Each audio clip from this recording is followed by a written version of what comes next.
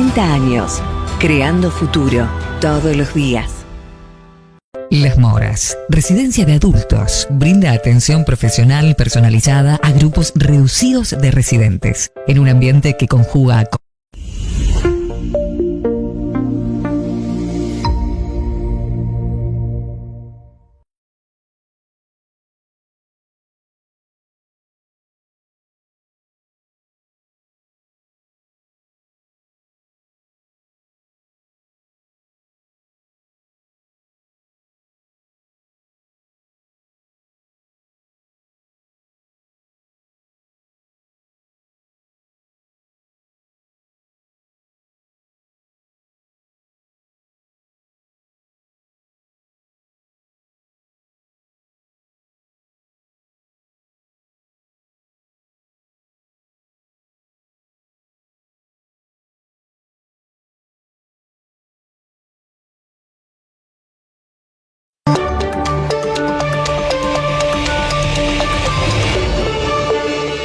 Sejam todos muito bem-vindos ao programa Raio X de hoje. Finalmente, né, Arthur? Chegou a sexta-feira. Isso aí, né? Sexta-feira. Um cara de segunda, de manhã. Semana longa. E aí, Arthurzinho, tudo certo? Tudo bem, graças a Deus. E as novidades? Cara, novidade nossa convidada, né? Fazia tempo que ela não vinha, né? Vocês tiveram duros embates no... Movimento Estudantil? Movimento Estudantil, Não, né? não, pior que não. Não? Pior que a gente era aliado. Me disse que tu fugiu da Juliana semana passada. Não, cara, passei Ela mal. falou que tu fugiu dela. Passei mal. Ah, pá, Passei sempre mal. desculpinha. E a Juliana também, cara. Nós éramos tudo aliado. É? O que a gente tinha embate era com a... Nem sei se existe mais ainda, DS. Que eu acho que era... Eu diria que era a direita socialista do PT. É? Mas acho que tu fugiu Democracia Socialista, Eu se não me acho que engano. tu fugiu da Juliana. Não, passei mal, bah. Ah, sempre uma desculpinha, né?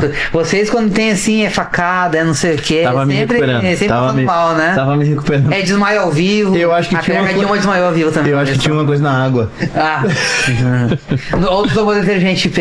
É, pode ser. Ah, viu? Causa IP. Seja todo mundo bem-vindo ao Raio X. Nossa convidada de hoje, uma parceirona, uma amiga nossa. Vamos dizer, é petista. Não sei o que. Petista. uma amiga nossa aí, já topou o primeiro debate que a gente fez aqui, né, Arthur? Pior, né? Ela honrou muito, né? Ela honrou muito. Minha amiga deputada Laura Cito, seja bem-vinda. Muito obrigada, bom dia, meninos. Sextou, alegria de estar aqui no Pô 24 Horas. A tua cadeira não tá muito baixa? Não sei, Ou o microfone tá estranho? pra mim tá normal. Como é que tá as coisas aí? Tá tranquilo. Vamos tocar então, né? Você tá normal? Pra mim tá normal. É que eu sou baixinho. Não é baixinho, eu também sou, tá? É desprovido de altura. É tudo como a gente coloca as palavras, né? Cara, tu falou um negócio, agora me voltou um filme na cabeça. Cara, acho que um dos primeiros congressos da UBS, da União Brasileira de Estudantes Secundaristas, porque ninguém é obrigado a saber o que é UBS.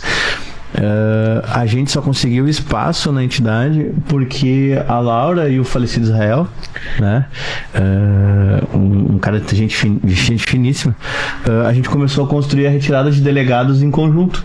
Só que eu tenho uma foto daquele dia, eu e o Arthur defendendo a tese. Peraí, repete, vai. Verdade, tem eu e o Arthur defendendo uma tese pro Congresso dos Estudantes Secundaristas, da etapa regional. E eu sou muito envergonhada, assim. E agora aprendi que eu não sou envergonhada, sou inibida. E aí eu tava morrendo de vergonha de falar, mas o já era mais desenrolado. E aí eu tenho uma foto do Arthur bem magrão atrás de mim, assim. E eu com o microfone falando. Eu tenho essa foto lá em casa. O Arthur era desenrolado? Desenrolado. Porque aqui no programa, eu lembro o Arthur quando começou, porque o programa eu conduzia na rádio, daí eu convidei o Arthur pra fazer parte do programa. O Arthur no início ele fazia umas perguntas muito prolixas, assim, tipo, ele fazia todo um... Agora ele tá sendo muito afiado, e pra te ver a evolução dele, de um ano, não, 9 meses pra cá. Vai fazer um ano, né? E é prática, né? É prática. No dia a dia, né? Ele já tocou o programa sozinho, já quando eu tava na China, e a gente formou uma dupla, assim, que pensamos diferente em tudo. No campo religioso, no campo ideológico, a gente pensa diferente, mas é muito até bom. No futebol. Até no futebol, é verdade. E aí a gente vai construindo, né? Na política deveria ser mais assim, né, Laura? Mas a política anda muito raivosa. Eu acho que, na verdade, a política, não sei se ela anda muito raivosa, porque a política, ela existe porque antes disso era a lei do talhão, né? Olho por olho, dente por dente. Código Hammurabi. Então, a política, ela vem, na verdade, pra tentar organizar a violência, né? Ela vem nessa perspectiva, digamos assim. Talvez os cientistas políticos me cancelem, mas a ausência dela é a violência. Então, mas de fato nós vivemos nos últimos anos advento do crescimento de pensamentos extremistas de extrema-direita, enfim, né? Um aumento da radicalização e da violência no ambiente político. Tem um livro muito legal e tem uma série que agora eu não lembro onde é que tá, qual a plataforma de streaming. Meu marido que fica assistindo séries, eu assisto quando eu tô em casa um pedaço. Tropeça a série, mas tá muito boa a série, que é O Filho do Século, que conta a história do Mussolini e de como surge o partido fascista italiano. E é muito interessante, achei muito interessante, assim, porque o Mussolini, ele primeiro disputa e participa pelo Partido Socialista e depois ele migra, né? E como que a violência no ambiente político, ela evolui muito rápido. Acho que é isso que a gente vive nos últimos 15 anos no Brasil. Esse Mauro Pinheiro. Vamos lá. Começando no PT. Mauro Pinheiro, que foi, né? Foi do PT, né? Mas o Mussolini, ele tinha também raízes do campo, né? Por causa que o pai dele era um agricultor na época, que perdeu tudo.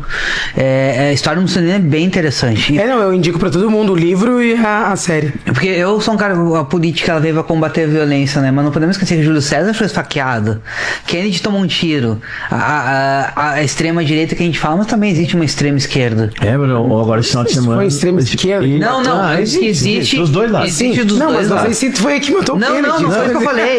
Eu falei que existe a extrema direita, mas também existe a extrema esquerda. Também existe uma esquerda raivosa. Acho que esse final de semana agora, né, o Casa Branca, um cara tentou atirar e foi... mas ela tá... Mas é que, mas assim, quando tem uma liderança que instiga a violência, é natural que... É o espelho do líder, né? É horrível pro sistema social de um lado e de outro a violência, né? Mas alguém que tá instigando a violência. Porque nos anos 70, ali no ápice da ditadura militar, quando ali a turma do Marighella e do Lamarca era guerrilha armada, né? Sim. Então era uma esquerda violenta também. Pela questão de poder abolir o regime, né? É isso, mas isso também é política, né? Então, são opções revolucionárias, mas que, obviamente, têm instrumentos violentos. Ô, Laura, eu vou começar a nossa entrevista também, é isso aí, o Raio-X é isso, né? O Filho do Século é na Prime Video. Prime Video. Vou assistir hoje. Eu assisti também, não sabia. Eu assisti, cara, sabe o que eu assisti esse final de semana? A história do Paulinho da Costa, bicho. Não, gente. É o maior percussionista do mundo brasileiro, nascido em Realengo, da Portela. Que só músico brasileiro? Músico brasileiro. Legal. É o maior, e ele ficou os 10 maiores clássicos do mundo, ele que fez a percussão.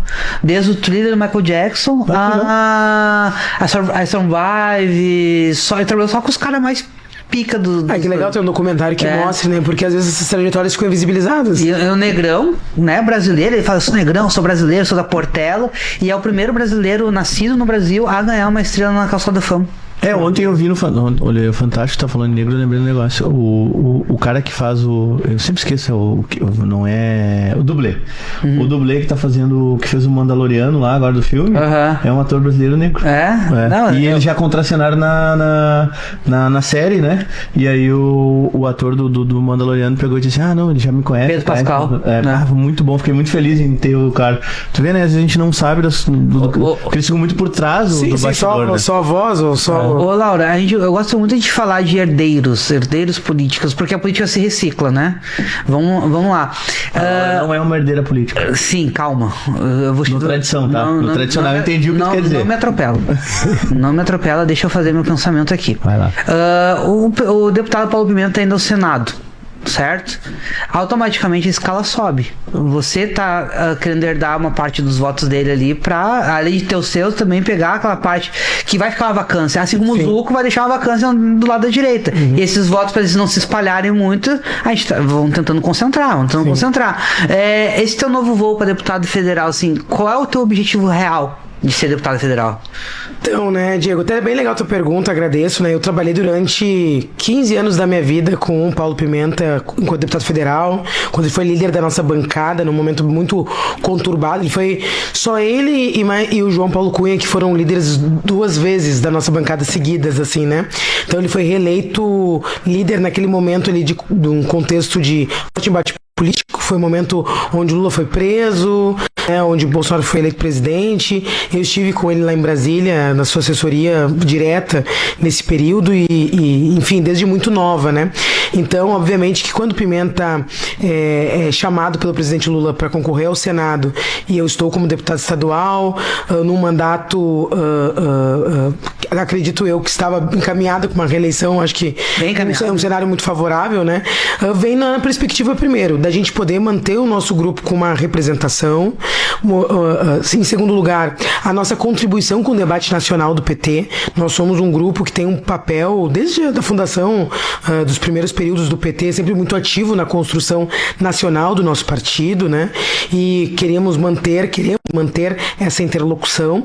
E, obviamente, tem um contexto geral do PT também, né? O presidente Lula chamou a nossa vereadora de São Paulo há um mês atrás, mais ou menos, a Luna Zaratini, que inclusive é a vereadora mais bem votada do Brasil, fez 100 mil votos em São Paulo, para que ela possa liderar um processo de renovação da nossa bancada.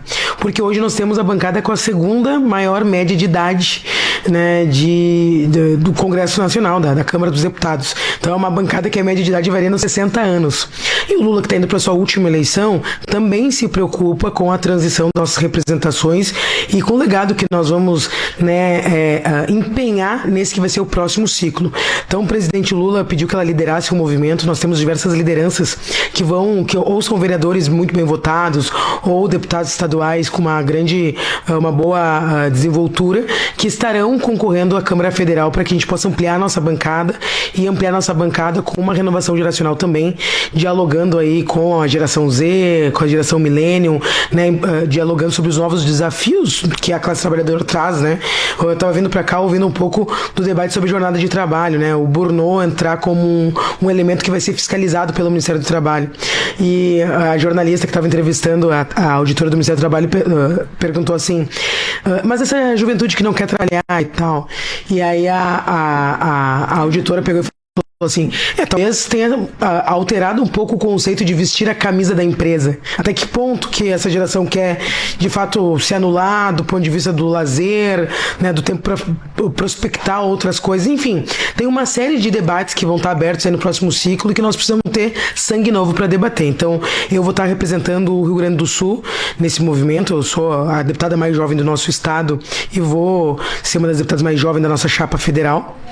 Então serei eu pelo Rio Grande do Sul, Cleiton Zanata, que é o nosso vereador de Balneário Camboriú, por Santa Catarina, a Luna Zaratini por São Paulo, o Renato Freitas e a Ana Júlia pelo Paraná, o Pedro Rousseff, sobrinho da Dilma Rousseff, por Belo Horizonte, a Rosa Amorim por Pernambuco. Enfim, nós juntamos uma galera assim que está na linha de frente, atuando fortemente nas redes sociais também, né, para fazer essa linha da renovação do PT na Câmara dos Deputados.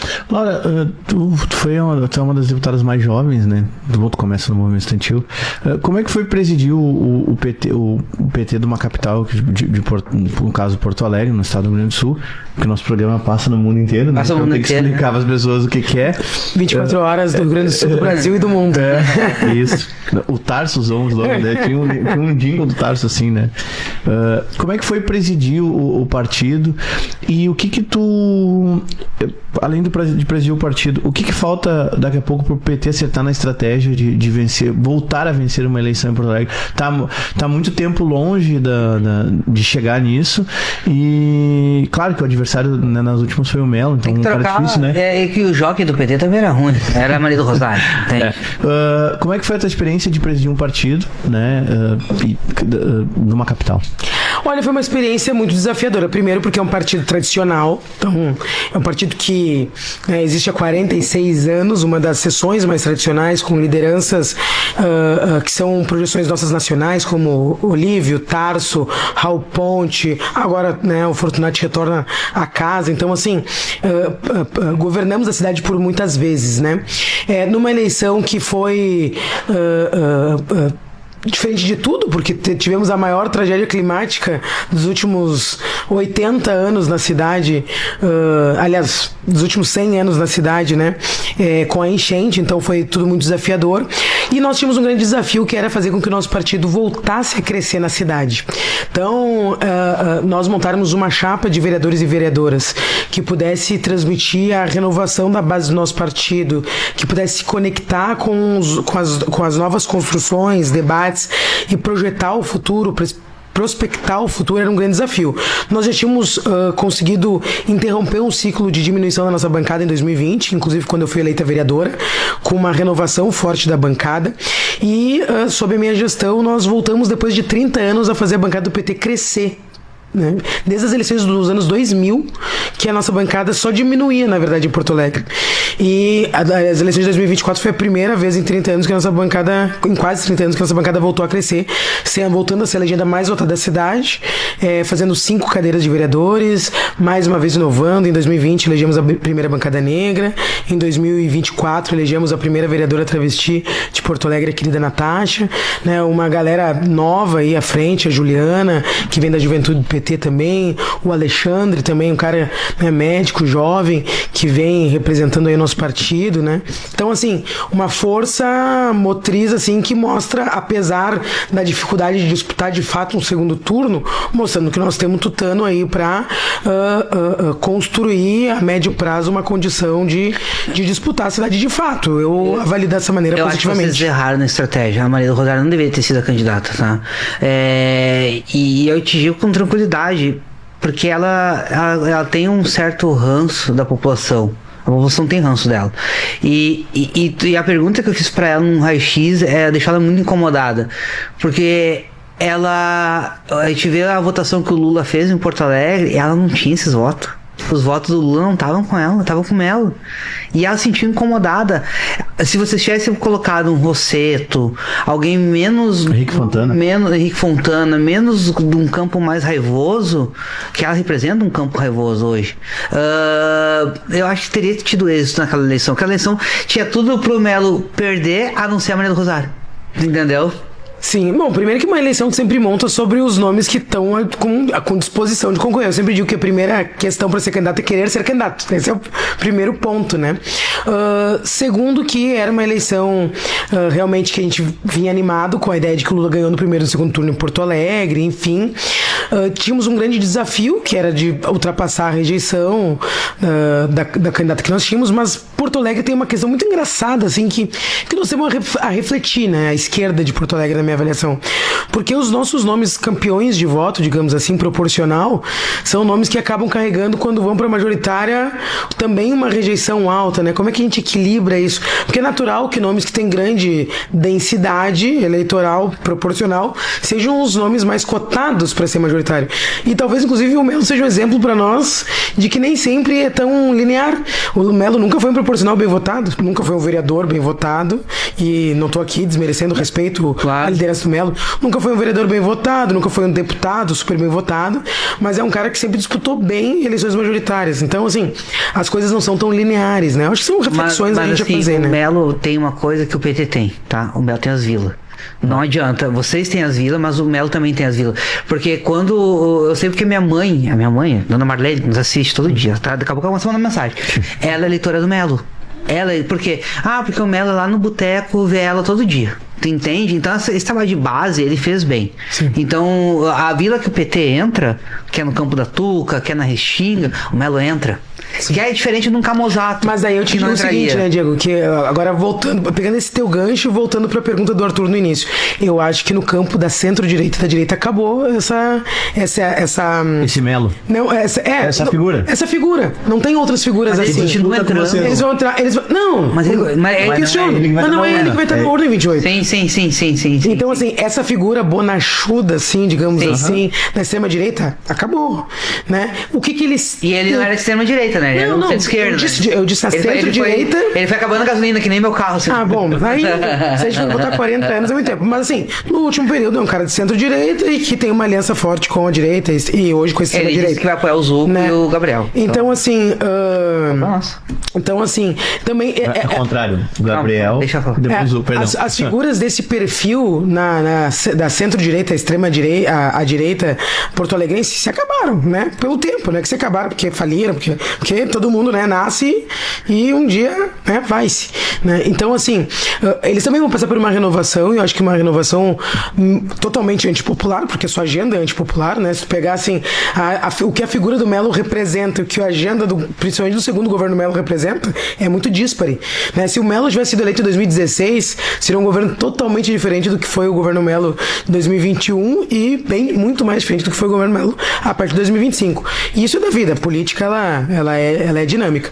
Agora, eu acho que a partir dessa constatação, eu acho que sim, respondendo aí a pergunta do Arthur, eu acho que se abre sim um espaço para disputar a Prefeitura de Porto Alegre, inclusive nós indo para essa eleição agora, governo do Estado, numa chapa mais ampla, onde eu acredito que Juliana Brezola tem tudo para vencer a eleição. Eu acho que isso vai proporcionar a construção de um outro campo que torna, assim, possível disputar Porto Alegre em 28. Mas a Juliana, ela é uma vencedora, porque ela conseguiu bater bases bem resistentes do PT. O próprio Edgar, que é o vice dela, resistiu até o último, né, entrincheirado. Não adianta, eu sei que é real, porque eu fui o primeiro a falar que o PT seria vice da Juliana, mas eu não esperava tanta resistência, assim, da parte de uma ala do PT, que teve, né? O PT olhar pra dentro e dizer assim, cara, nós não vamos conseguir e nós não vamos conseguir sozinhos, nós precisamos dessa composição com a Juliana agora, ela traz o PT ele começou a olhar pra dentro também, começou a olhar certas renovações dos seus quadros e tal. 2028 tá aberto. Por que não ser vice também do PDT ou daqui a pouco compor junto, entendeu? O PDT não tem um jockey forte pra disputar a eleição. Mas eu acho que Porto Alegre inverte. Eu tenho informações já que a cabeça do doutor Thiago já é pra ser o candidato do PDT. Vamos lá. A Laura sabe, tem mais informação que eu. Nem 28 está muito longe, mas assim, posso dizer o seguinte pra vocês. Primeiro que vamos, né, se colocar no lugar, digamos assim, do PT, fazer uma inversão, né, no debate. Nós elegemos a nossa federação 12 deputados estaduais, temos 7 deputados federais, o Edgar quase conseguiu bater o Leite no segundo turno, tipo assim, todo mundo diz que é 2.200 votos, mas é 1.100 votos, né? Porque quem votaria não votaria no outro. É numa rua de Porto Alegre. É uma rua de Porto Alegre. Se parar na esquina aqui da Borges, aqui, batia. Então, assim, e o Edgar é um cara dedicado, ele tá dedicado a isso há 6 anos, é um cara qualificado, carismático, né? Talvez uma das nossas figuras que mais encarne aquela empatia que o Olívio tem, né? E é capaz de produzir, o Edgar tem muito isso. Então, assim, para nós não foi, obviamente, uma reflexão simples de fazer. Não que a Juliana também não tenha suas qualidades, o que agregar, o seu simbolismo muito forte, né? Agora, nós também tínhamos uma bagagem forte. Agora, óbvio, uma eleição, ainda mais um momento delicado como esse, tu precisa olhar com generosidade. Se nós somos um partido que tem um presidente da República, que precisa reeleger o presidente da República por várias questões, né? E um partido importante como o PDT nos pede um estado, como é que tu não vai compor nesse estado, né? Então eu acho que nós tomamos a decisão corretíssima. Eu acho que o Edgar entendeu isso, por isso topou vir para vice, porque também a partir do momento da gente decidir apoiar a Juliana, não necessariamente o Edgar precisava ser o vice. Sim. E ele topou ser o vice por entender que a sua representação tinha que ser somada nessa chapa. E eu acho que nós temos uma chapa super competitiva. Arthur, aí o Edgar, ela falou assim, pediu um estado. Aí o Edgar pensou, pô, justo meu. Normal, isso aí qualquer um pensaria, né? Por que não pediu o Acre? Justo meu, pô. Eu no lugar do Edgar pensaria isso, bem claro. Mas de lá, como é que o PDT hoje também não tem candidaturas com viabilidade em muitos estados, então, né? Ô Laurinha, vamos mudar de pauta agora. Claro. Tem várias pautas pra tratar aqui. Eu tenho uma bem polêmica, né? Mas essa aqui... Estamos aqui pra isso. Essa tua denúncia aí, ela tem pé, tem cabeça, tem corpo inteiro? Como é que funciona? Qual denúncia? A denúncia do Laje de Pedra lá, que até nota eu recebi dos caras. O cara não me chama nem pra ter uma noite lá, me mandaram nota. Pô, não tinha mais nem tomar banho de piscina lá pro Vale do Quilombo. Pô, me chamam pra um... De te mandar, te oferecer, né? Vem aqui pra tu ver como é que é. Vem conhecer, não, mandaram uma nota, vou dar nota. Tá. Não, brincadeira à parte, né? Nós temos uma equipe técnica muito qualificada, igual eu gostaria muito de agradecer. Nossa turma fica ali, olhando ponto a ponto do que o governo tá pagando, o que não tá pagando, o que tá empenhando. E aí nós olhamos 20 milhões de reais do FUNRIGS, né, sendo aí, que é o Fundo da Reconstrução, o Fundo do Plano Rio Grande, andando por aí. A gente, vamos lá olhar o rastro disso. Vimos que foi criado o Programa Tour, que é um programa estadual que é para financiar, bater juros do financiamento de grandes empreendimentos turísticos para geração de emprego e renda. Ok, achamos ótimo isso, nós temos mesmo que fomentar emprego e renda no Rio Grande do Sul, que se a nossa economia, nosso estado, inclusive, que vem caindo, né, os seus indicadores econômicos vertiginosamente aí nos últimos 10, 15 anos. Então, bom, até aí tudo bem.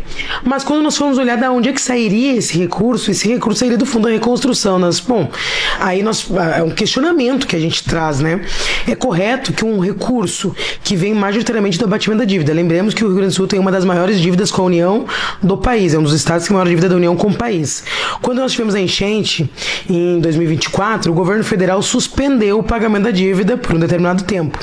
Esse recurso, a partir de um debate, inclusive que a nossa bancada do PT apresentou na Assembleia Legislativa, ele deveria ser aplicado num fundo para que, com transparência, a partir de um conselho gestor, de um conselho técnico, fosse analisado onde seria depositado esse recurso, no que ele seria investido. E nós temos muitas coisas para investir, desde moradia, já que muitas pessoas não se enquadrariam no Minha Casa Minha Vida, porque tem um recorte de renda, então poderia esse dinheiro sair de quem não se enquadra do FUNRIGS, quem tem empreendimentos, pequenos e médios empreendimentos, que até agora não conseguiu se refazer, porque já tinham empréstimos da enchente, da pandemia, aliás. Já estava endividado. A gente já estava endividado da pandemia, e aí foi pego pela enchente. Esse recurso poderia vir do FUNRIGS, entre tantas, a recuperação de malhas viárias, estradas, construção de pontes. O que fazer com o dinheiro do FUNRIGS é o que não falta no Rio Grande do Sul. Aí eu pergunto, tem sentido esse dinheiro ir para financiar resorts de luxo? Eu acho que não tem. Alguns desses resorts, um deles tem uma área maior que o Parque do Ibirapuera em São Paulo, gigantesco.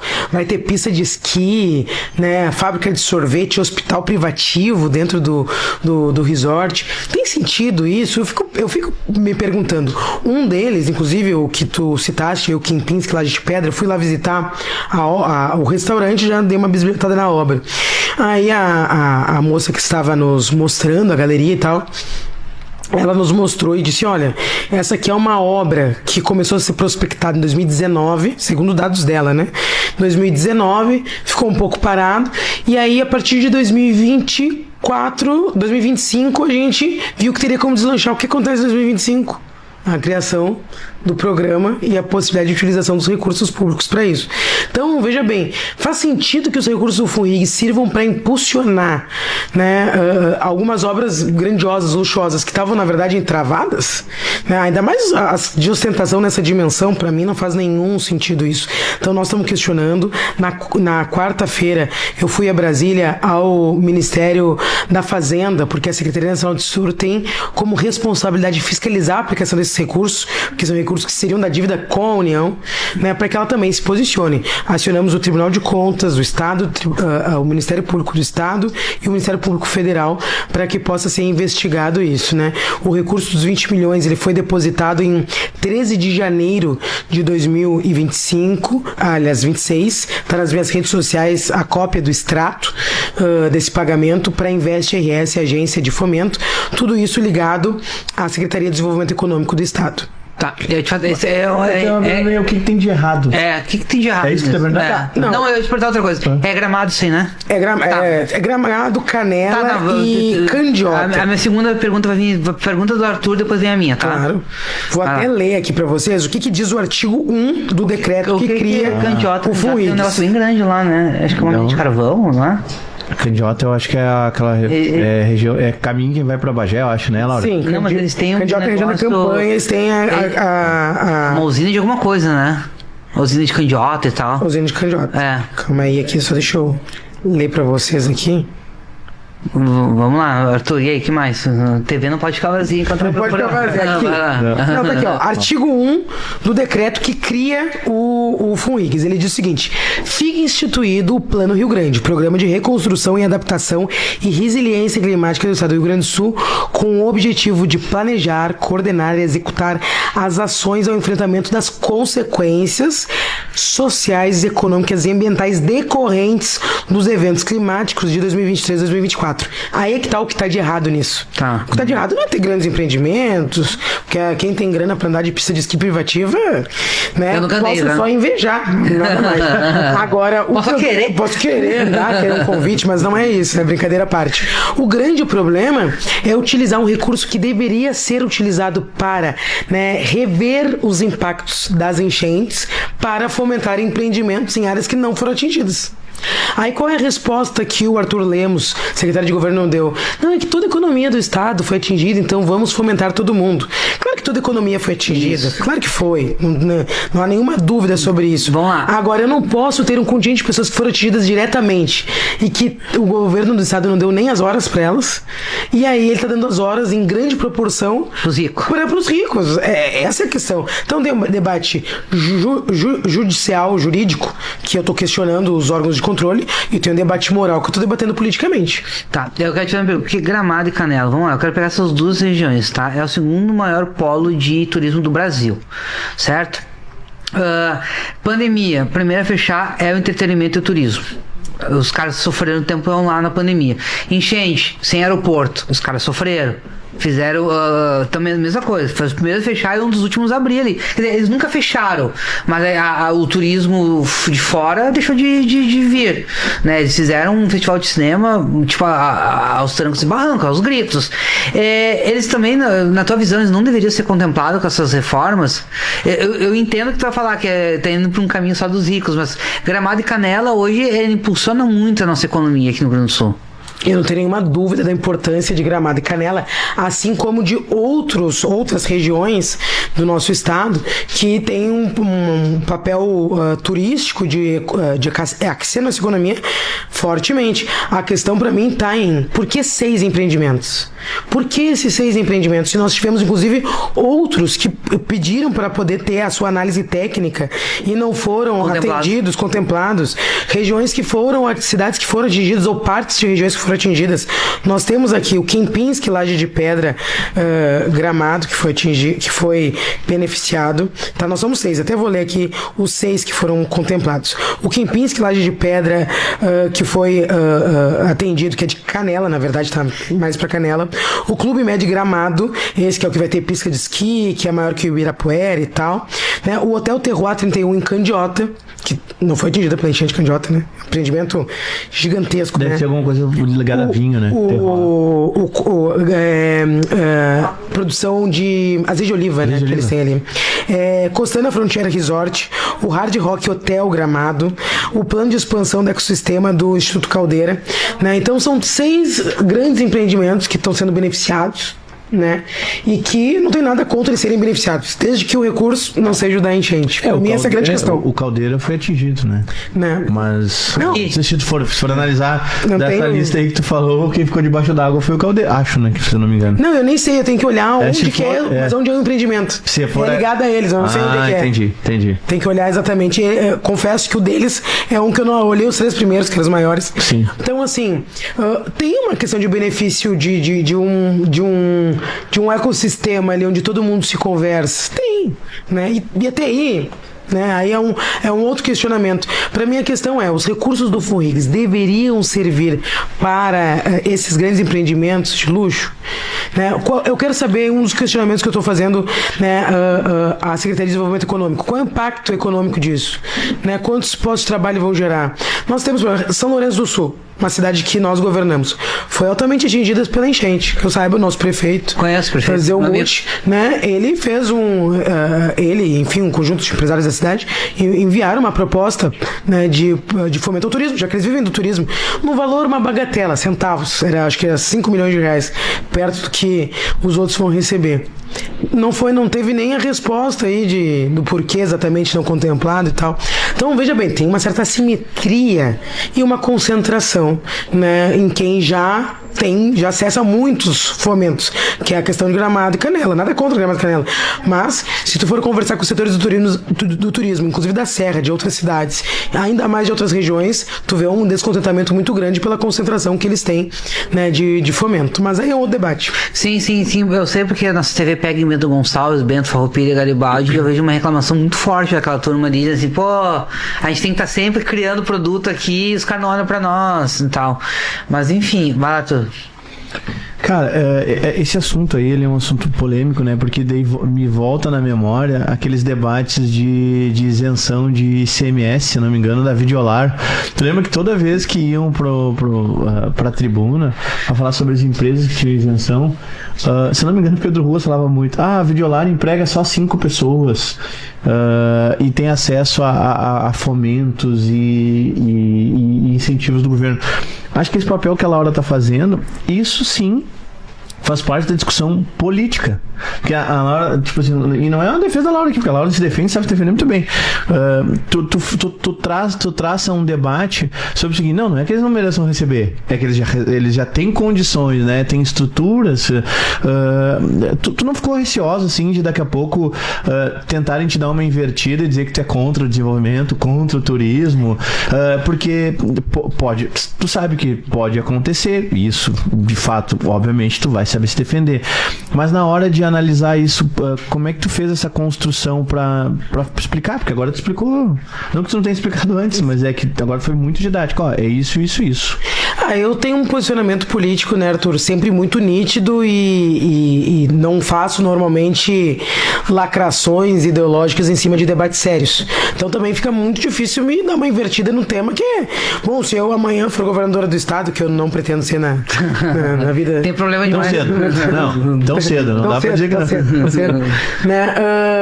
Eu obviamente teria que ter compromisso com esses setores produtivos, com setores que trazem recursos para o estado, que empregam. Então, né, não poderia aqui querer acabar com o setor produtivo do estado, não é isso. Estão no direito de empreender, todo mundo gosta de passar uns diazinhos no frio, lá em Gramado, Canela, tudo ok. Para mim é questão de onde sai o recurso que fomenta eles, qual é o sentido lógico, e nesse caso é muito sensível. Imagina, né, Arthur, eu moro no Sarandi, ficamos 41 dias embaixo d'água. Então eu, além de tudo, tenho uma empatia pessoal com o tema, né? Eu tenho vizinhos que têm empreendimentos que até hoje não se recuperaram. Pessoas que foram fortemente atingidas. Tem uma família de amigos nossos que eles têm 4 mercados dentro do Sarandi. Os 4 ficaram embaixo d'água. Então, assim, qual é a condição de recurso? Eles não conseguiram ainda, até hoje, abrir as 4 lojas. Então, nós estamos falando aqui de um tema que é sensível ao povo gaúcho. Então, para mim, não faz sentido um recurso que poderia estar indo para essas pessoas, né, e que empregam muito mais. Eles empregam mais de 150 pessoas, de maneira direta e indireta, para alguém que vai empregar 48 pessoas, 50 pessoas, né, e que vai receber um aporte milionário. Então, para mim, esse é o equilíbrio. Então, é difícil me dar uma invertida, porque é difícil defender isso, sustentar isso. O Domacelli não conseguiu me sustentar o porquê disso. Não, é meio embaçado, né? Não vi ninguém da turma. Não, e a gente não vê alguém saindo. Esse governo tem uma dificuldade de ter alguém que saia em defesa deles, já reparou isso? Não tem um deputado que sai em defesa dele. É muito difícil ter um deputado que sai em defesa desse governo, né? Eu acho que quem tinha mais força ali era o Frederico Antunes, mas como eu acho que ele é pré-candidato ao Senado. Faltou só ele aqui até agora, né? Então ele. Daqui a pouco ele tá focado em outra situação. E é difícil também pro Eduardo Leite, né, cara? Sempre um segundo governo é difícil. E ainda mais nas condições que o Leite foi construindo, que todo mundo... Hoje tá todo mundo batendo nele, né? Então, tipo assim, o cara bate, apanha da esquerda, apanha da direita, apanha da esquerda, apanha da direita. Ô Laura, vamos virar um pouco a pauta. Eu quero falar sobre uma polêmica que foi citada. E tu é uma deputada hoje que tu tem uma forte liderança ali, né? O Jota teve semana passada aqui e falou que se ele fosse candidato a deputado estadual, ele ia pedir pra ingressar na bancada negra. Como é que tu vê isso? Cara, a bancada negra... Já assistiu a entrevista, né? Assisti. Conheço o Jota há muitos anos aí, desde do movimento estudantil. E aí, te elogiou? Mas te elogiou? O Jota já foi até afiliado no PT. Eu mesmo abonei a ficha do Jota já outrora. Né? Depois ele, enfim, tomou o seu caminho, abriu, né, para outras visões de mundo. E isso é da política, é legítimo, né?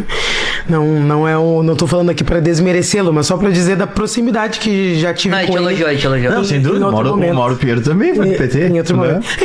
Mas assim, enfim. O Ayrton Souza foi do PT também? Também, Ser um partido grande de muito tempo. Às vezes o Arthur já foi convidado, mas esse nunca me deu a alegria de abonar a ficha dele. Acabou que ele vai. Tu sabe que eu no último dia de filiação, eu recebi uma ligação do PL e do PSOL, né? Pra me filiar. Eu disse, olha, tô legal. Tu vê que tu tá disputado pelos... Não, tô nos dois polos, né? Não, mas brincadeira à parte, o que eu posso dizer assim? A Bancada Negra, até vou aproveitar pra contar um pouco da história da Bancada Negra. Todo mundo acha que nós sentamos um dia e decidimos montar uma Bancada Negra. E não foi assim que aconteceu, né?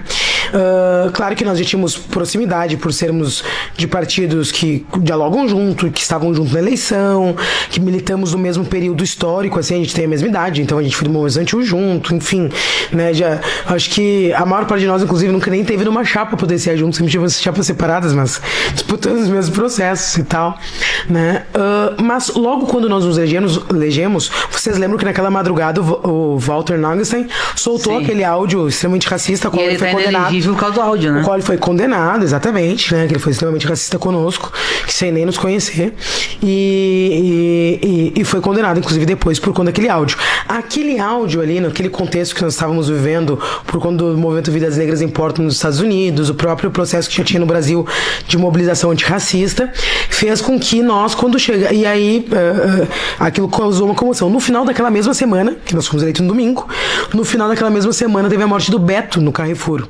Sim, a gente foi a primeira a dar aquela morte. Exatamente. E aí nós nos ligamos e combinamos de ir juntos. Né? Foi a primeira atuação da Bancada Negra enquanto Bancada Negra. Cobrar respostas por conta da morte do Beto. E quando nós chegamos lá, já tinha uma legião de pessoas dizendo que a Bancada Negra deveria, né, responder, deveria falar, deveria...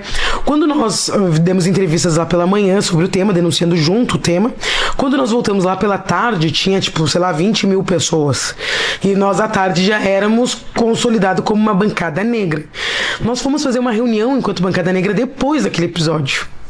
Né? Daí depois teve o caso da morte da Jane também, né, e tal, na Cruzeiro ali, por uma denúncia de violência policial.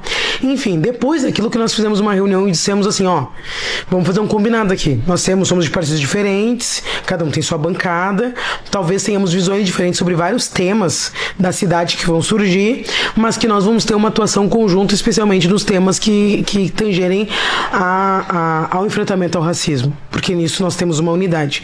E assim se formou uma Bancada Negra. Então, conto isso para responder a tua pergunta sobre o Jota. Sim. O que foi ser uma Bancada Negra não é o fato da gente ser preto. Tinha outras pessoas que eram pretas ali na legislatura anterior e terão outras que serão mais pra frente, né? Então, assim, mas o que fez nós termos uma Bancada Negra é nós termos, e nos autotitularmos assim, é nós termos uma mesma visão sobre o enfrentamento ao racismo estrutural do Brasil. Primeiro, nós reconhecermos que existe um racismo estrutural. Segundo, nós teremos a mesma visão de como combatê-lo, né? Ou uma visão similar. Então, se o Jota quiser ingressar na Bancada Negra, ninguém vai dizer pra ele que ele tá proibido de entrar. Mas, bom, será que ele concorda com a nossa visão sobre o racismo no Brasil? Eu, pelo que eu acompanho dos vídeos dele, eu vejo que não. Né? Mas todo mundo é possível fazer F5, como ele mesmo já fez na vida em vários momentos, de adequar sua visão. Pode ser que ele, o dia que for eleito, adeque sua visão, e aí, se ele quiser ser um lutador antirracista, será bem-vindo. O que me incomoda na Bancada Negra hoje é só a questão do hino. Eu acho que vocês têm pautas muito boas, eu concordo com a maioria das pautas. Por estar em uma comunidade, a gente sabe como surge a parada. Mas assim, a parte de não levantar pro hino, eu acho... de não levantar, achei que a gente queria mudar. Só pra entender, contextualizar. O hino do estado do Rio Grande do Sul tem o deputado do PSOL, Matheus Gomes, que se não me engano é formado em História. Ele é historiador. Ele acha que a parte do hino é racista, que sem virtude acaba por ser escravo, se não me engano, é um tema racista. Que essa questão do hino, na minha concepção, óbvio, né, é a questão do escravo da mente, de não ter cultura, de não conseguir se libertar, de não conseguir até entender o que é isso que a Laura tá falando. Então é nesse sentido, não na questão do escravo do que passou, que é o que eu acho que as pessoas entendem e gera uma polêmica. É isso que o Diego tá falando. Se eu não me engano, o hino já tinha sido alterado várias vezes. É a questão do seremos espartanos nas vitórias. Mais de uma vez o hino já foi alterado. Né? Só pra retificar, não é uma opinião do Matheus Gomes, né? Esse é um debate que o movimento negro gaúcho faz há... É que ele que puxou, né? É só por isso, né? Não, na verdade, assim, também não... tem uma geração que há algum tempo, quando a gente estava, enquanto saindo da URGS, não levanta para... ou não levantavam nesta hora da estrofe do hino, ou não levantavam em protesto. Já é cultural. Já é algo de muito mais tempo. E foi muito engraçado porque no dia que nós tomamos posse na Câmara de Vereadores, nenhum de nós levantou pra cantar o hino. Pra eu ser justa, a que tava levantando de maneira aleatória era eu, tava grávida. E aí a Bruna me puxou e disse, é o hino. Deu, opa, sentei. Porque é algo que a gente fazia, e se até hoje não toca mais no Rio Grande do Sul, nas fronteiras da URGS, pelo menos até então, eles tinham parado de tocar, ele pelo menos com a letra, por conta disso. Bom, há um debate há 50 anos de que essa estrofe, ela não é que a estrofe em si, né, ela é racista per si, mas porque ela dialoga com ideários que são racializados. Porque no Brasil, quem foi escravizado no Brasil? No mundo, outros povos foram. E eu sempre digo o seguinte, acho que é uma má conotação a ideia, mesmo que eu entenda que talvez o que o autor queria dizer é sobre uma perspectiva filosófica sobre a escravidão, tu dialoga com uma ideia que ao longo da humanidade, nenhum povo foi escravizado por falta de virtude ao longo da humanidade. Porque não foi só os negros que foram escravizados, os judeus foram escravizados, né? Povos, etnias da Índia foram povos conquistados. Então as pessoas foram escravizadas no mundo pela cor da pele, por dívidas, por perder guerras, né, por vários motivos, mas ninguém que foi escravizado por não ter virtude. Por isso que essa ideia ela tem que ter um F5 nela, tem que ser atualizada, para que tu possa, quando meu filhinho de 5 anos, né, tá lá agora, tá na escola, ouve o hino, né, qual é a primeira ideia que vai vir na cabeça dele? Não vai ser essa ideia filosófica. Não. Né? Então por isso que a gente tem que mudar o símbolo. Mas eu acho que nem também na ideia sobre racismo, porque as pessoas não vão compreender. Mas eu vou compreender primeiro essa e depois essa, te garanto peremptoriamente. Aí eu não tenho como... Porque é o que tá mais usualmente tu lembra quando tu ouviu a primeira vez o hino e... Agora... ninguém lembra. Quando tu teve essa percepção, assim. Quando eu tive essa percepção, não, já era adolescente quando eu tive essa percepção. Porque a gente, primeiro que todo mundo canta hino sem pensar tanto nas estrofes do hino, né? Sim. Até o nacional, que é lindíssimo. Tu aprende o hino, decora. Eu sempre, o meu avô, né, que era um cara conservador, né, e que tinha um balanço positivo da ditadura militar, ele achava que pra eu ser uma pessoa culta, eu tinha que ter decorado todos os hinos. E aí ele ficava comigo assim, vai lá, Laurinha, agora o hino da bandeira. Salve o lindo brasão da esperança. Vai lá, agora o hino. Então, assim, o hino é uma coisa que tu decora, né? Sim. Então, tu passa a interpretar depois que tu tem um nível de letramento um pouco maior. Perfeito. Por isso que os símbolos da instituição estão adequados, eles não podem atentar aos direitos humanos, né? Pra que todo mundo possa se sentir parte. Eu acho que é isso. Por que o hino tem que mudar? Porque eu tenho que cantar o hino e eu acho o hino do Rio Grande do Sul lindo. Eu quero poder cantar ele e me ver nele. Preciso me ver nele. Se ele é um símbolo universal de todos nós, por isso que eu não entendo, e ele já foi alterado várias vezes, talvez se ele nunca tivesse sido alterado, teria até um argumento. Mas ele já foi alterado várias vezes, então assim, não tem uma cláusula pétrea que impeça ele de mudar se ele já mudou. Por que ele não pode ter uma alteraçãozinha? Não, mas agora não foi votada a cláusula pétrea? Não passou? Não foi, eu tô questionando. Foi, agora não pode, né? Não é que não pode. Agora tem uma votação pra dizer, agora é mamão. Isso. Tu precisa aprovar por maioria qualificada, aí fazer o plebiscito, daí não sei o que. Resumindo, é mamão. É mamão. Mas assim, a gente... Bom esse debate que entrou, essa pauta, esse tema. Mas é que a Laura não é raivosa, não, exato. Tipo, ela justamente a Laura isso, entendeu? E não que o Matheus veio aqui também bem de boa. A única coisa que agora, que eu até nem lembro porque eu não perguntei, qual é que era a sugestão de troca? Tu lembra? Tem várias, né? E quem decide isso? Não, daí tem que ter... Aí não chegou nesse ponto. Não chegou nesse ponto. Mas teria que ter um concurso, alguma coisa assim, né? Entendi. Pra ser democrático, é um símbolo de todos. Né?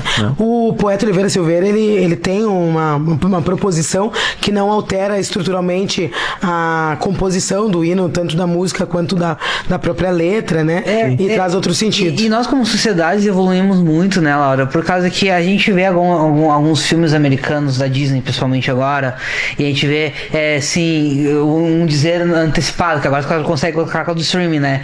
Esse desenho faz parte de uma construção numa outra época. Sim. Né? Quando a gente olha coisas antigas, novelas, eu sou noveleira pra caramba, não, né? Eu também assisto todas. Quando tu vai pegar uma novela dos anos 90, como é que eu era fã disso? Que horror, né? Mas isso é legal, porque eu que, por ser muito noveleira, eu consigo ter essa sensibilidade, digamos assim, e também por gostar de ser cinéfila, enfim... as produções, elas são sempre o retrato de uma época. Sim. Né? E elas vão se alterando as compreensões, isso é natural. Só que o hino, por ser um símbolo, né, ele não vai ser apagado do período. Se até dia 29 de maio de 2026 ele tiver essa construção, não vai ser apagado o período que ele teve essa construção. Né? Vai estar na nossa história isso. Mas vai estar na nossa história também que a partir desta data ele evoluiu por conta disso e disso e disso. Então, a única coisa que, assim, eu não gosto, tá? Eu sou um cara. Se eu não fosse o que eu sou hoje, eu seria professor de história. Eu amo história. É quando chega na época da Semana Farroupilha, eu sei que tem que ser lembrado e honrado os porongos, tá? O Gavião, que foi o grande líder do pessoal dos porongos. Mas eu não gosto quando começavam a depredar patrimônio em nome de uma causa. Que uma época, o Bento Gonçalves vivia amanhecer pichado. Entende? Ali na Bento. Mas isso é bem legal tu falar, Diego, porque eu fiz uma opção porque eu sabia, né? Viramos deputado estadual, esse tema do hino ia ser o primeiro tema que porque nós não propusemos mudar o hino em momento algum. Foi os deputados de extrema-direita proteger o hino. Proteger o hino, a gente nem tava atacando o hino. Isso é fácil. Claro. Sabe o que eu fiz? Lembra disso aí, Laura? Nós nunca propusemos mudar o hino. Foi o Gaúcho da Geral, se não me engano, que tentou mudar o hino. Foi o Gaúcho da Geral, não. Teve um deputado que foi. Foi o Lorenzoni. Não, foi o Lorenzoni. Aí eu falei, eu tava na Band na época. Eu chego e falei assim, tá, então deputado, o senhor quer proteger e tal. Quem compôs o hino? Nem sabe. O Gaúcho Geral? Não, os dois. Pro Lorenzoni e pro... Eles queriam lacrar na internet. Não sabia, né? Depois o Gaúcho Geral chegou assim, foi o cara da vovó. Disse, foi lá ver no Google. Não, vamos ser sérios, né? Tem uma galera aqui que ela da extrema direita nesse caso, mas não só, tem uma galera que gosta de lacrar na internet. E esse tema do hino, uma galera quis lacrar na internet. O que eu fiz quando eu assumi? Eu pensei, cara, vou fugir desse tema do hino aí, que vai ficar só na polarização. Parece que o cara é a favor de mudar o hino, ele é lulista. Se ele é contra, que nem a caminhada do Nicolas, foi do lado pra lugar nenhum. Exatamente. Eu disse, eu vou fugir e vou debater a sério a cultura gaúcha. Né? E aí eu fui para um debate de revisar a história do Rio Grande do Sul e encontrar personalidades negras que tinham ficado apagadas ao longo da história. Porque quem escreve a história, eu não me formei eu sou da mesma turma do Matheus da história. Entrei em história e depois da Placense eu entrei em crise existencial quando eu queria dar aula e fui pro jornalismo e me formei em jornalismo. Mas eu gosto muito de história, enfim, quero um dia voltar e terminar meu curso.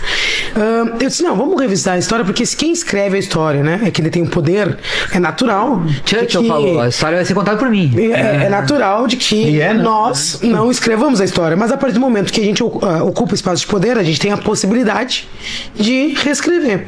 E aí nós juntamos um grupo de pesquisadores e pesquisadoras negros e negras para a gente poder olhar atores negros que foram importantes na história do Rio Grande do Sul.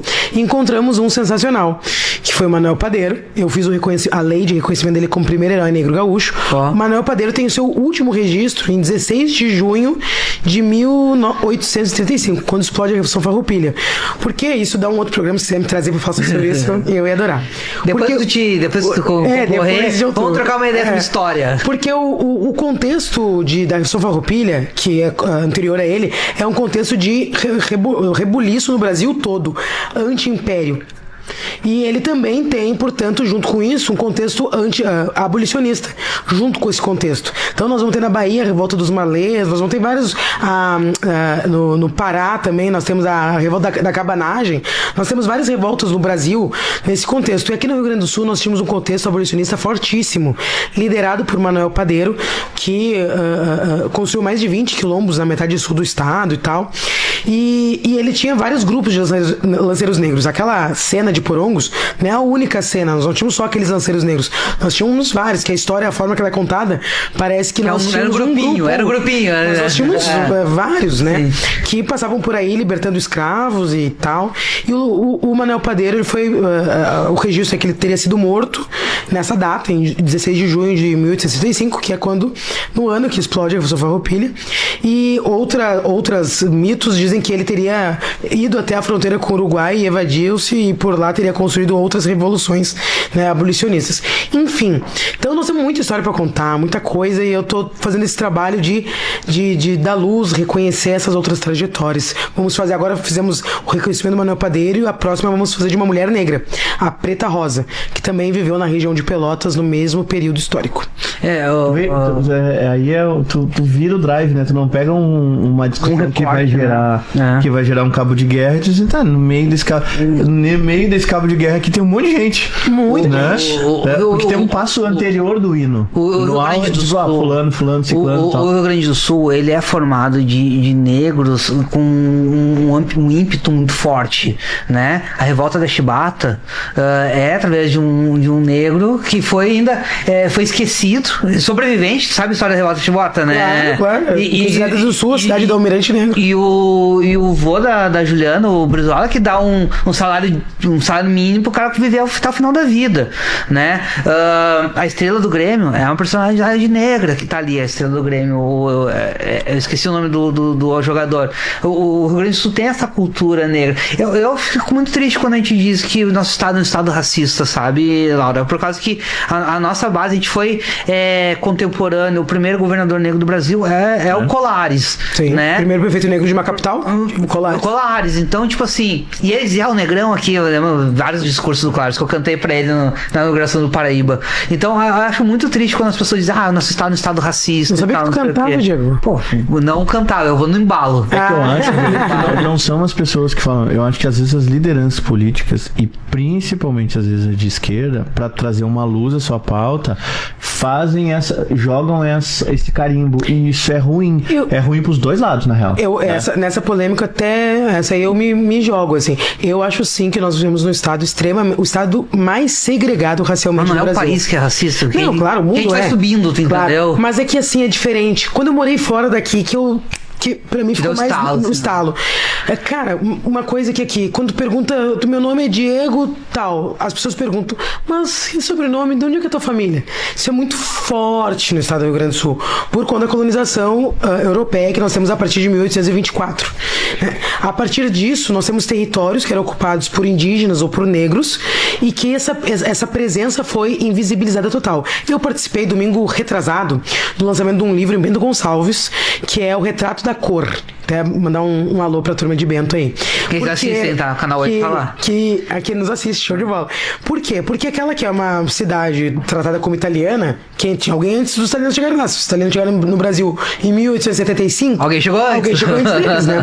E é engraçado porque o livro, inclusive, retrata, né, que os italianos aprenderam a falar português com os negros que estavam lá.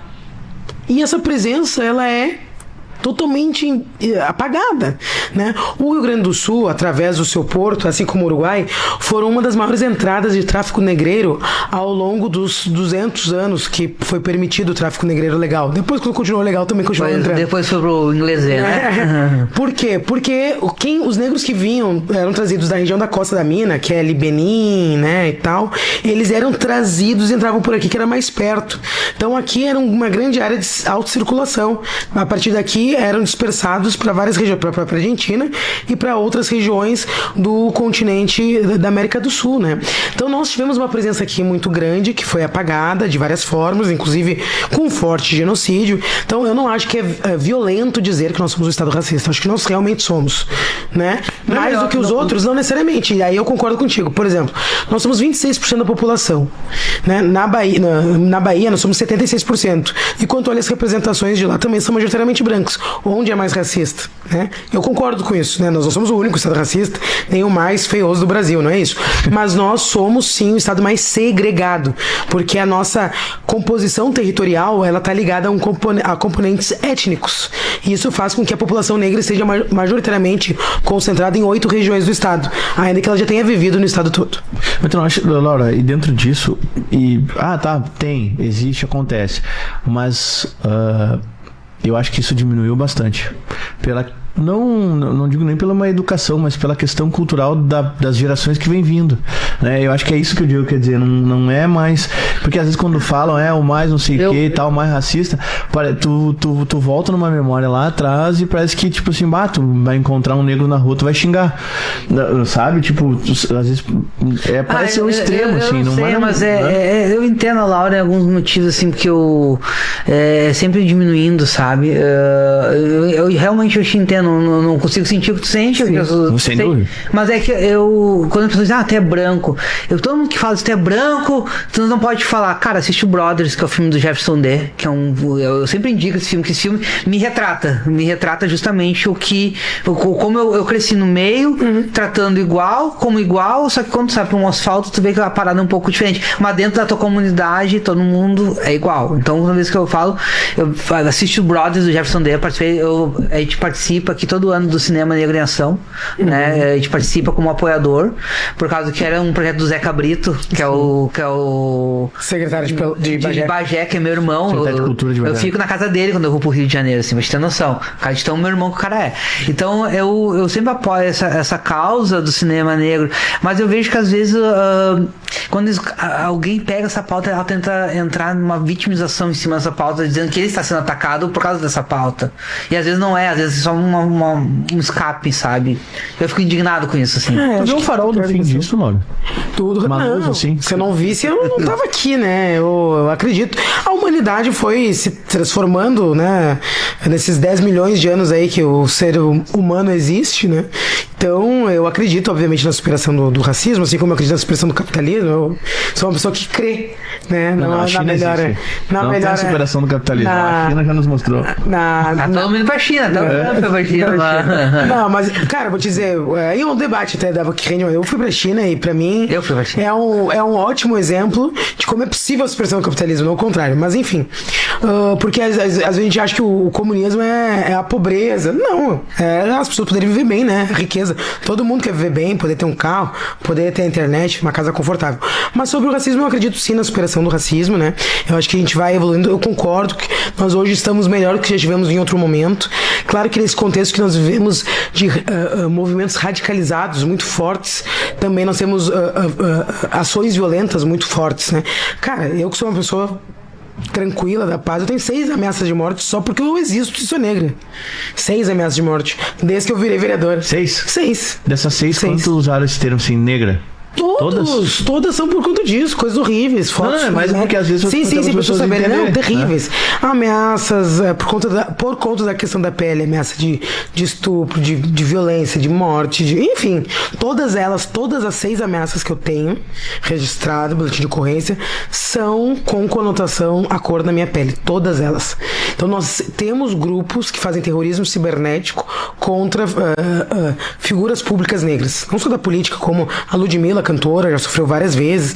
Então, assim, mas eu acredito que a gente vai avançar. Por isso que eu acredito tanto na escola. Por isso que eu fiz questão de fazer o reconhecimento do Manuel Padeiro. Por isso que nós produzimos, quando eu estava como presidente da Comissão de Direitos Humanos, a cartilha do educador antirracista para aplicação da Lei 10.639, que é a lei que introduz nos currículos escolares a história afro-brasileira. Porque eu acho também que muitas pessoas que são desse racismo que o Diego mencionou, assim, que às vezes o cara escorrega, não é porque ele escorrega que é menos grave, né? Mas é crime igual, né? Agora, muitas vezes é da ignorância mesmo, desconhecimento. Por isso que é importante que na escola a gente vá produzindo, né, uma compreensão do meio ambiente, das questões raciais, das questões de gênero, né, para que a gente possa ter no futuro uma sociedade melhor, mas que se respeite, onde o respeito impere, né? Enfim. Eu quero te fazer uma pergunta, Laura. Tu foi vereadora, né? O ambiente da Câmara é um ambiente mais tóxico que eu conheço. O da Câmara de Vereadores de Porto Alegre é um dos... 1000% né? de acordo. E hoje está num ambiente que tem a liturgia do cargo, né? Ninguém se xinga, é o debate de ideias. Até o cara da direita ele tem que vir conversar contigo pra conversar, não é fazer show, não é show. Mas a Câmara do Federal, ela vira outro palco de show. Câmara Municipal. Não, Federal. Não, Federal igual a Câmara de Vereador. É, a Câmara de Vereador. Pra que dar esse salto agora? Tu não tá tranquila? Tipo, não tá tranquila, tá, Laura? E não sejamos demagogos. Tem um salário bom, né? Tu tem uma base de estrutural na tua volta, que é os teus cargos, os teus assessores, que são teus de fé. Tu dá um salto desse hoje, não seria tu arrumar um problema maior pra ti? Não, primeiro que eu não penso a política assim do ponto de vista da minha preservação do meu... Às vezes é tóxico demais. Não, às vezes é tóxico demais, é verdade. Na Câmara de Vereadores, ali é um ambiente terrível. Eu fui estagiária da Câmara, né? E eu fui estagiária da Câmara, do meu querido amigo Carlos Sodeschini. E entre o período que eu fui estagiária e quando eu voltei como vereadora, meu Deus, assim. Ladeira abaixo. Ladeira abaixo, total. Lembro da frase do Ulisses Guimarães, né? Se tu tá apavorado com essa legislatura, te preocupa que a próxima vai ser pior.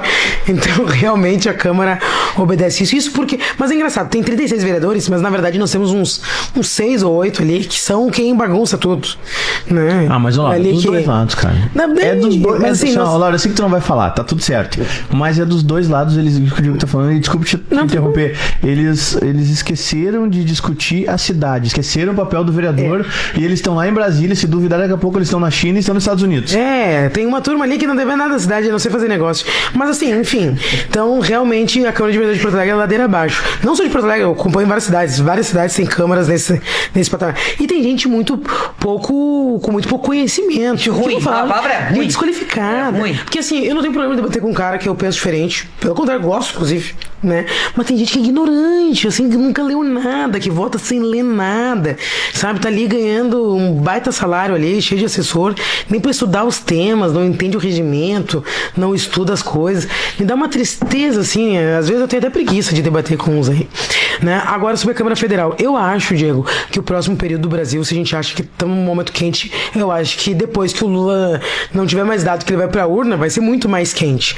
E eu achei vários debates estratégicos que vão estar na ordem do dia. O Brasil está no centro da disputa geopolítica do mundo. Nós temos 21 milhões de terras raras que estão no nosso celular, que estão no carro da BYD aí, que estão pelo mundo. Os Estados Unidos brigando no Brasil. Então, o Brasil está no centro. Nós temos o nosso aquífero de água doce, dá para alimentar, abastecer a humanidade por 250 anos. Então, assim, tá bom, o Brasil, água, então tá bom. O Brasil está no centro da disputa geopolítica no mundo, né?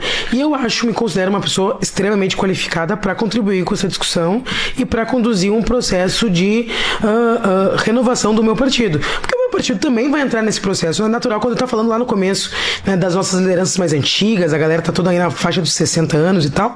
É natural. É a geração que ascendeu com a ascensão da nossa maior liderança, que é o Lula.